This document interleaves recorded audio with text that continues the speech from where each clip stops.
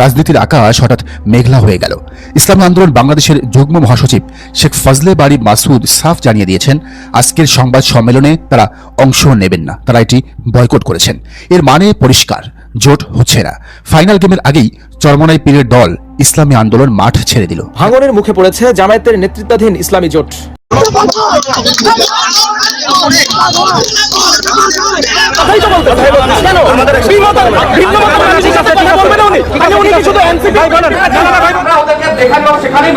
ওদেরকে উৎখাত করে দেবেন এবং এরপরেও যদি তারা এখানে আসার চেষ্টা করে তাদেরকে ধরে ধরে মারে পুলিশের কাছে দিয়ে দেবেন। বগুড়ায় এনসিপি জুলাই যোদ্ধা পরিচয় দিয়ে জাতীয় পার্টির কার্যালয় দখল করতে গিয়ে তুমুল গণধোলাইয়ের শিকার হয়েছে সমন্বয়ক নামধারী এনসিপির নেতা। আসসালামু আলাইকুম দর্শক, এইমাত্র পাওয়া তাজা খবর। দর্শক, চরমোনাইয়ে ভোট চাওয়ার সময় সৃষ্টি হয় বিশৃঙ্খলা। এনসিপি জামায়াতের জুটি জনসমক্ষে প্রক্রিয়ার মুখোমুখি হলো। আপনারা দেখতে পারবেন এই ভিডিওতে কি ঘটেছে এবং কেন পরিস্থিতি উত্তপ্ত হয়ে উঠেছিল। বিস্তারিত দেখতে পারবেন এই ভিডিওতে, তাই এক সেকেন্ডও না টেনে পুরো ভিডিওটি দেখবেন। চ্যানেলে নতুন হলে সাবস্ক্রাইব করে রাখবেন পরবর্তী আপডেট পাওয়ার জন্য। ভিডিওতে একটি লাইক করে দেখতে থাকুন সম্পূর্ণ ভিডিওটি।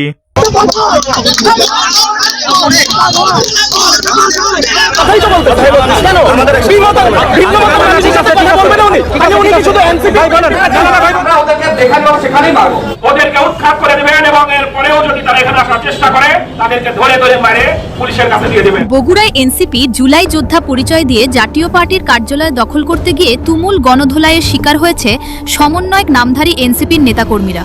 অপরদিকে এনসিপির মুখ্য সংগঠক নাসির উদ্দিন পাটোয়ারি ভোটের ক্যাম্পেইন করার সময় বিএনপির নেতাকর্মীদের হাতে হেনস্থা সহ সরাসরি হুমকিও দিতে দেখা যায়।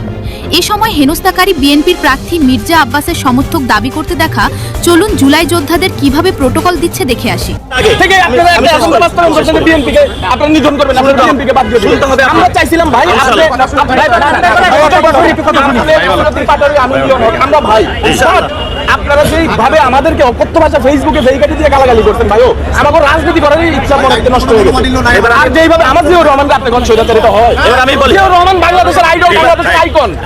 কিন্তু প্রশ্ন হচ্ছে, এই সাহস তারা পেল কোথা থেকে? কারা তাদের পেছনে আছে? আর কার আশ্রয়ই বারবার ধরাছোঁয়ার বাইরে থাকছে তারা? আপনি আব্বাসের জন্য দোয়া করেন, আজ 5 কর্মী হিসাবে আমরা আপনার জন্য দোয়া করি। আমরা 5 তারিখের পরে ভাবছিলাম যে আপনাদেরকে নিয়ে একটা সরকার গঠন করব, কিন্তু আপনাদের যে পরিমাণ গালাগালি আমগরে করতেন, তাহলে আমরা তো তার সুযোগ রাখেন নাই। এখন মির্জা আব্বাস ধানের শেষ, ইনশাআল্লাহ এলাকার স্থানীয় লোক, আমার যদি অপরাধ হয় আপনি আমাকে ধরবেন। উনি এলাকার লোক, এলাকার। এখন আপনাকে আমি এমপি বানাইলাম, ভোট দিলাম, আপনাদের আমি পাবো কোথায়? বিগত 16 মাসে জুলাই যোদ্ধাদের অপকর্মের মুখোশ দেখে ফেলেছে বাংলার জনগণ। যেখানেই এনসিপি পরিচয় দিচ্ছে সেখানেই রাজাকার বলে গণধোলাই চালাচ্ছে সাধারণ জনতা। যাদের রক্ত দিয়ে আজকে এই দেশ গড়ছে, সেই সার্জিদ হাসনাতকে আমরা 100টা ফোন দিল, তারা আমার ফোন রিসিভ করে না। এই উপদেশটা, এই তত্ত্বাবধায়ক সরকার আজ পর্যন্ত পারে নাই আমাদের খোঁজ নিতে। আমার ছেলে রক্তের বিনিময়ে যারা এই দেশ গড়ছে তারা তো আমাদের খোঁজ এখনই নেয় না, পরে আর কি নেবে? আমরা বিএনপির পরিবার যদি আজকে আমার ছেলের সাথে আমার সাথে না থাকতো, তাহলে আমাদের রাস্তায় তারা ভিক্ষা করতে হয়তো, আর নাহলে আমার ছোট ছিল আমার কাছে থাকতো না। শেখ হাসিনা কোটা আন্দোলনের সময় ঠিকই বলেছিলেন, জুলাই যোদ্ধারা সব রাজাকারের নাতিপুতি। কিছু 16 মাস পর যখন নির্বাচনে লড়তে জামায়াতের সঙ্গে আসন ভাগাভাগি করেছে, তখন বাংলার মানুষের চোখের পর্দা সরে গেছে। সবচেয়ে গুরুত্বপূর্ণ প্রশ্নটা কিন্তু এখনো বাকি, জুলাই যোদ্ধারা কি আদৌ জনগণের প্রতিনিধি নাকি অন্য কারো এজেন্ডার হাতিয়ার? জুলাই যোদ্ধাদের অপকর্মের বিস্তারিত জানতে পুরো ভিডিওতে চোখ রাখুন। এই প্রশ্নের উত্তর লুকিয়ে আছে ভিডিওর একেবারে শেষ অংশে। আসসালামু আলাইকুম প্রিয় দর্শক, গত বছরের অগাস্টে সরকার পতনের পর আমরা অনেক কিছুর পরিবর্তন দেখেছি, কিন্তু কিছু কিছু ক্ষেত্রে আমাদের প্রত্যাশা না থাকা সত্ত্বেও, অথবা আমরা চাইনি কিন্তু এমন কিছু পরিবর্তন হয়েছে যে পরিবর্তনগুলো আমাদেরকে বলতে গেলে হতাশ করেছে, দুঃখিত করেছে। তেমনই একটা পরিবর্তন হলো যে শিক্ষকের প্রতি ছাত্রদের আচরণ। এই জিনিসটা আমরা দেখেছি। আমরা দেখেছি প্রকাশ্যে শিক্ষককে গালাগালি করা, শিক্ষককে ঘাড় ধরে চেয়ার থেকে নামিয়ে দেওয়া, শিক্ষককে পদত্যাগ করার জন্য তাকে অবরুদ্ধ করে রাখা। আমরা এরকম অনেক দৃশ্য দেখেছি। অভিযোগটা কি? অভিযোগ হলো সেই শিক্ষক স্বৈরাচারের দোষর ছিলেন। স্বৈরাচারের দোষর তারা কবে থেকে ছিলেন? মানে স্বৈরাচার যখন রাষ্ট্র ক্ষমতায় ছিল সেই সময়ে তারা স্বৈরাচারের কথা অনুযায়ী চলেছেন, অথবা স্বৈরাচারের যে সমস্ত নিয়ম কানুন আদেশ সেগুলো পালন করেছেন, অথবা স্বৈরাচারের সমর্থক যে ছাত্র সংগঠন তাদেরকে তারা আশকারা দিয়েছেন। অভিযোগগুলো অবশ্যই একদম ফেলে দেওয়ার মতো নয়, কিন্তু সেই অভিযোগের বিচার কি ছাত্ররা করতে পারে? অথবা যে ছাত্ররা তাদেরকে বিচার করছিল তাদের কি অবস্থান ছিল স্বৈরাচারের আমলে? সেই 17 বছরে তারা কে কতটা বিপ্লবী ছিল, তাদের কার কতটা বিপ্লবী ভূমিকা তাদেরকে দেখা গেছে। দু একজনের বিচ্ছিন্নভাবে হয়তো ঘটনা ঘটিয়েছে, বিপ্লব করেছে, আন্দোলন করেছে, প্রতিবাদ করেছে, যারা করেছে তারাই কি এখন এগুলি করছে? না, তাও করেনি।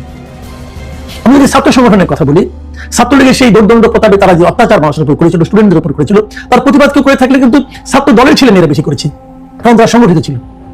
আর পরবর্তী সময় যারা এই সমস্ত করেছে তাদের ম্যাক্সিমাম কিন্তু গুপ্তভাবে ছাত্রলীগের মধ্যেই ছিল, তারা তো প্রতিবাদ করেনি।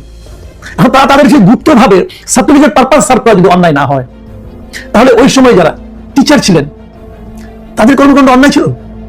আমি বলবো দুটোই অন্যায়।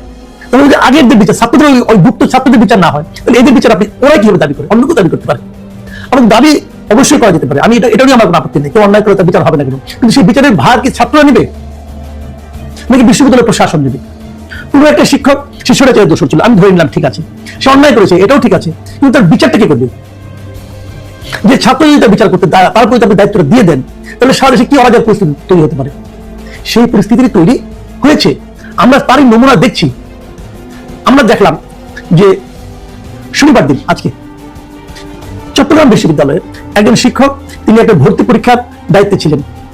সেখানে থাকার পর সেখান থেকে তাকে সেই চট্টগ্রাম যে ছাত্র সংসদ, বিশ্ববিদ্যালয়ের ছাত্র সংসদ আছে চাকসু, তার 4 জন নেতা ওই শিক্ষককে ধরে টেনে হিঁচিয়ে নিয়ে গেছে প্রক্টর অফিসে। ছাত্র সংসদের কি, ছাত্র সংসদের যারা কর্মকর্তা আছেন তাদের কি এইটা দায়িত্ব একজন শিক্ষককে টেনে হচ্ছে নিয়ে যেতে হবে? এই শিক্ষক কি পালিয়ে গেছে? যদি পালিয়ে যায়, যদি পলাতক হয়ে থাকে, তাহলে ওনাকে পরীক্ষার গ্রহণের দায়িত্বটা কি করে তিনি পালন করলেন? ওনাকে দায়িত্ব দেওয়া হয়েছে, কে দিয়েছে? বিশ্ববিদ্যালয় প্রশাসন দিয়েছে। যদি আপনার আন্দোলন করতে হয়, আপনি বিশ্ববিদ্যালয় প্রশাসনের সঙ্গে আলোচনা করেন। কিন্তু একজন শিক্ষকের গায়ে হাত দিয়ে, আমি একটা ছবি দেখলাম, তাকে পেছন দিয়ে জাপটে ধরে তাকে একটা গায়ে ওঠানো হচ্ছে, একটা ভিডিও দেখলাম। এরকম দৃশ্য কিন্তু আগে কখনো আমরা দেখিনি। আমরা তো বিশ্ববিদ্যালয়ে পড়েছি, এরকম দেখিনি ভাই।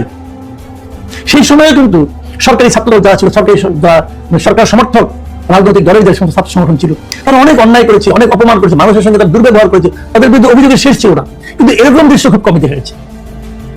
এর আগে আমরা কি দেখলাম, রাজশাহী বিশ্ববিদ্যালয়ের সেখানকার যিনি ওই রাকসুর যিনি আপনার সাধারণ সম্পাদক জিএস, তিনি 6 জন ডিনের পদত্যাগ পত্র নিয়ে ঘুরছেন, তাদের পদত্যাগে বাধ্য করছেন এবং বলছেন যে এখনই পদত্যাগ করতে হবে, আপনাদের পদত্যাগ পত্র আমি লিখে রেখেছি, আসেন এবং সাইন করেন এবং জমা দেন। ইন্টারেস্টিং হলো, ওই 6 জন ডিন কিন্তু যারা ডিন করেছিলেন তারা কিন্তু এই পদে থাকতে চাননি, ওনাদের মেয়াদ শেষ হয়ে গিয়েছিল। মেয়াদ শেষ হওয়ার পর তারা পদত্যাগ করবে, কারণ বিশ্ববিদ্যালয় প্রশাসন বলেছে নতুন ডিন নিয়োগের আগ পর্যন্ত। প্রিয় দর্শক, সম্পূর্ণ ভিডিওটি দেখলেন, অবশ্যই বুঝতে পেরেছেন ভিডিওটি গুরুত্বপূর্ণ ছিল। দর্শক, আজকে চরমোনাই ঘটনা দেখাচ্ছে ভোট চাওয়ার সময় রাজনৈতিক উত্তেজনা কতটা তীব্র হতে পারে। এনসিপি জামায়াতের জুটি জনসমক্ষে প্রক্রিয়ায় মুখোমুখি হয়েছে। স্থানীয়রা তাদের আশেপাশে সমবেত হয়ে প্রতিক্রিয়া জানিয়েছে, যে পরিস্থিতি আরও উত্তপ্ত করেছে। ভিডিওতে এই দৃশ্য স্পষ্ট দেখা যাচ্ছে। এই ঘটনা নির্বাচনী পরিবেশ ও রাজনৈতিক প্রক্রিয়ার জন্য গুরুত্বপূর্ণ ইঙ্গিত বহন করছে। দর্শক, এই ভিডিওতে যে তথ্যগুলো আপনারা পেয়েছেন, এ বিষয়ে আপনাদের কি মতামত তা অবশ্যই কমেন্ট করে জানাবেন, এবং পরবর্তী আপডেট ভিডিওগুলো সবার আগে পেতে চ্যানেলটিকে এখনই সাবস্ক্রাইব করে রাখুন। এই মুহূর্তে বিদায় নিচ্ছি, দেখা হবে পরবর্তী কোনো ভিডিওতে।